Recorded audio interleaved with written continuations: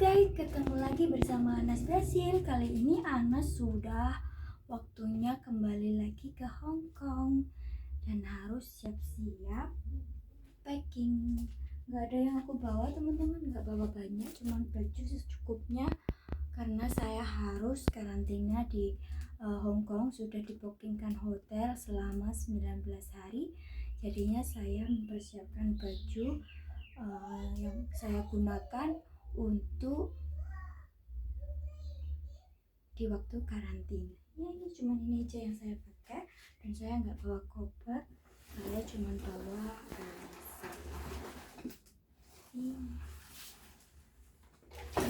dan berkas-berkasnya cuma paspor, ID Hong Kong, terus sama kontrak kerja. Dan besok saya mau swab di Surabaya, langsung terbang ke Jakarta, habis itu ke Hong Kong. Semoga tesnya juga bagus, nggak ada sakit, agar perjalanan saya juga nggak ada kendala ya. Soalnya sekarang itu zamannya masih rame banget soal corona. Jadi semoga saja, saya juga berdoa, berharap, mohon doanya buat teman-teman, buat saya ya. Saya mau kembali ke Hong Kong, semoga perjalanannya lancar, nggak ada masalah. Dan sampai di Hong Kong juga nggak ada masalah, kembali beraktivitas seperti semula, yaitu ya bekerja sebagai PMI, masak, ataupun belanja, ya seperti kehidupan yang dulu. Saya cuti 40 hari. Ya 40 hari. Saya cuti 40 hari dan sekarang waktunya saya kembali ke Hong Kong. Setelah 13 tahun saya pulang ke Indonesia, teman-teman, banyak cerita, banyak momen, banyak sesuatu yang sudah gak sama seperti dulu, seperti suasananya, orangnya yang mungkin dulu waktu aku tinggal itu masih kecil dan sekarang sudah besar, dan mungkin banyak yang sudah menikah, punya anak, itu sudah beda banget ya keadaannya sama yang dulu, itu beda banget. Tapi ya tetap saja menyenangkan sekali hidup di kampung, karena ini adalah kampung saya tercinta. Saya dilahirkan, dibesarkan di sini, teman-teman. Sebenarnya sayang banget ingin pulang meninggalkan keluarga, tapi saya di sana juga masih mempunyai kontrak dan kewajiban yang harus saya selesaikan. Jadinya intinya saya kesana itu, pulang ke Indonesia aku dengan cara baik-baik. Andaikan saya memang gak kembali ke sana itu ya dengan cara baik-baik, tapi saya sebagai orang itu kalau punya janji itu berusaha untuk mewujudkannya. Jadi saya harus kembali ke sana menghabiskan kontrak saya, karena saya pulang ke Indonesia dalam rangka cuti dan saya harus kembali lagi ke sana. Saya nggak punya video teman-teman di sini, soalnya apa? Saya mau bikin video apa? Kalau saya di rumah itu ya ngarit, cari air. Di sini nggak ada air teman-teman. Kalau airnya itu giliran, dalam 1 minggu itu ada 1 kali, jadi kadang kurang airnya. Jadi saya harus ke bukit, ke bawah bukit ya. Kalau di sana itu namanya Kali Segaran. Jadinya kalau saya untuk nyuci, mandi itu saya ke sumber air itu yang ada airnya, itu saya mandi di sana, saya ambil air di sana, saya nyuci di sana. Karena di rumah itu stoknya air itu cuma sedikit, gak cukup. Jadinya ya intinya itu saya kembali ke habitat seperti dulu sebelum saya ke luar negeri itu. Airnya itu dari air hujan, sedangkan saya waktu pulang itu dalam keadaan kemarau, jadi nggak ada hujan, jadi saya harus ke sungai gitu ya. Ada ibuku di rumah, ada kambing, jadi saya bantu untuk cari rumput. Ya alhamdulillah saya masih bisa cari rumput, tapi saya nggak bikin video. Kayak gimana ya, saya mau upload video secara keseruan saya waktu di sini tuh kayak nggak nyaman aja, malu gimana ya, katanya kan biasanya kalau orang dari luar negeri terus mari ngono kembali ke habitat itu seperti ditertawakan orang. Saya pun juga malu teman-teman, padahal aku ke luar negeri itu cari nafkah, cari uang untuk memperbaiki ekonomi. Kembali ke kampung itu juga kembali ke habitatnya seperti dulu, seperti ngarit juga. Cari rumput itu sudah biasa, hal biasa. Kalau misalnya saya di luar negeri kan keadaannya sudah berbeda. Kalau di sana mau ngarit cari rumput ya buat siapa? Kalau sana ngaritnya juga cari rumputnya itu di pasar kan, di di pasar cari sayur. Kalau rumputnya di sana bukan seperti di kampung. Kalau di kampung cari rumput ya buat pakan ternak. Kadang kan teman-teman ya banyak yang bicara, oh dari di luar negeri bergaya seperti ini seperti itu, kalau sudah di Indonesia lihat saja nanti. Ya namanya kita beradaptasi ya. Kalau saya ada di luar negeri, saya juga beradaptasi seperti halnya di luar negeri, layaknya di luar negeri bergaya ataupun beli barang yang branded ataupun apa, itu sudah ciri khasnya di sana kan. Tapi kalau kembali ke habitat ya itu hal yang lumrah. Kalau kita itu cari rumput ke ladang, ke sawah, itu hal yang lumrah. Tapi banyak orang yang menyalahartikan itu adalah sebuah tertawa ya.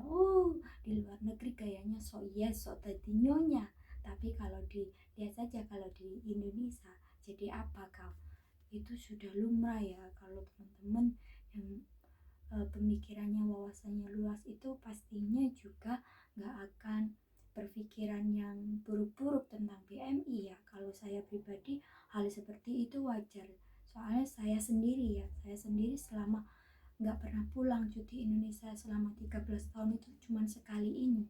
Kalau soal bahasa saya nggak pernah lupa dengan bahasa saya. Kadang banyak yang pulang dari luar negeri entah beberapa tahun atau apalah itu lupa dengan bahasanya. Kalau saya alhamdulillah masih bisa mengenali bahasa, dan ya kadang mau mengeluarkan sesuatu unek-unek itu nggak bisa teman-teman, masih berpikir. Tapi ya tetap saja kalau bahasa saya masih bisa, masih nggak ada yang aneh, nggak ada yang neko-neko. Penampilan saya juga masih biasa saja, nggak gimana ya, nggak.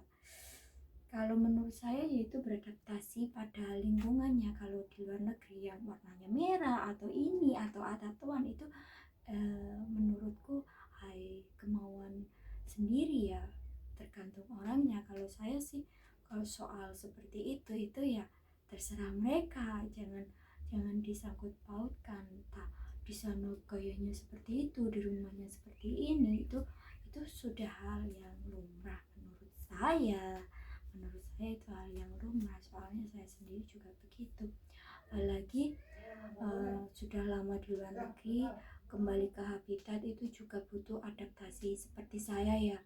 Kalau bahasa saya nggak terlalu sulit karena saya selama 17 tahun pakai bahasa Jawa ya. Jadinya meskipun saya ada di sana 13 tahun itu masih bisa, meskipun saya di sana bahasanya selalu kantonis terus gitu.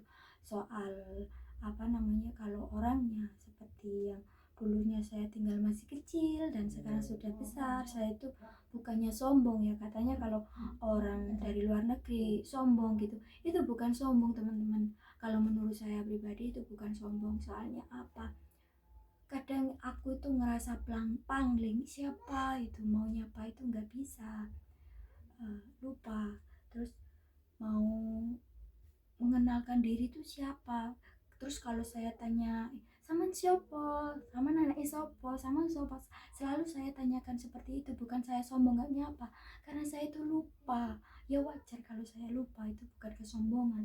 Terus ya namanya hidup di kampung ya, banyak orang yang mencibir karena katanya sok-soke, apalagi Facebook saya, Instagram saya yang Lediana Sukianya, dan itu adalah sebuah motivasi ataupun doa. Tapi banyak orang yang menyalahartikan dari kata-kata itu. Banyak, itu si Anas sekarang sombong udah kaya.